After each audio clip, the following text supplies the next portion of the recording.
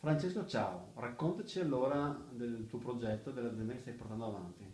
Ciao Giampaolo, la nostra azienda è nata qualche anno fa, la Project Moon, e siamo sempre stati una software house che sviluppava progetti di e-commerce sfruttando le tecnologie di altri. Dopo anni utilizzando i software e creando portali di e-commerce, abbiamo capito che per creare aziende di successo per la vendita online non conta tanto la tecnologia, l'essenza di un e-commerce è quello di vendere.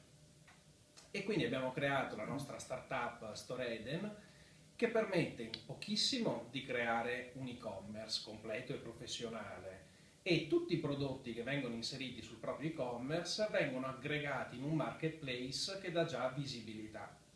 Quindi l'essenza dell'e-commerce è vendere, la sua cosa fondamentale è la visibilità e quindi abbiamo ideato questo strumento che abilita il commercio elettronico per il commerciante, per il merchant, lo fa vedere sul nostro marketplace, gli abilita la vendita su Facebook e su eBay. È interessante, è un progetto, da quanto tempo è che state lavorando su questo Circa tre progetto? anni.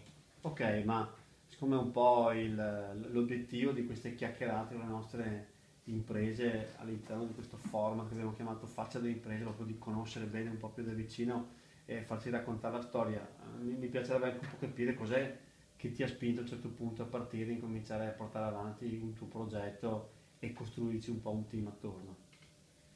Beh, l'idea di costruire qualcosa di proprio, di portare la propria esperienza mia e delle persone che con me hanno creato l'azienda a un nuovo livello.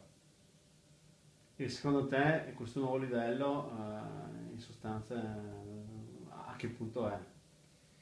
Beh, stiamo avendo delle belle soddisfazioni sul mercato italiano, abbiamo da poco aperto una sede anche a Londra e stiamo valutando di aprire su altri paesi per ora europei, quindi ci riteniamo soddisfatti.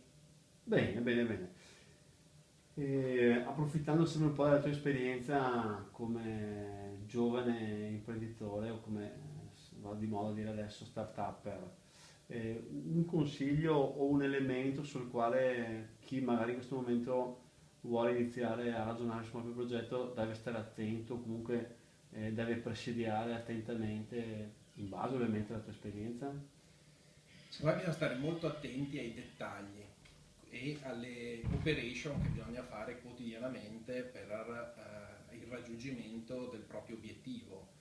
Il consiglio è quello di guardare le stelle, ovvero avere un progetto molto ambizioso ma con i piedi ben saldi a terra. Per raggiungerlo bisogna lavorare step by step tutti i giorni fino al raggiungimento di quanto si è prefissati, cercare quantomeno di raggiungerlo. Bene, ma Francesco, grazie di questi suggerimenti, grazie della chiacchierata e allora diamo appuntamento a tutti su storeden.com. Assolutamente sì. Grazie Giampaolo.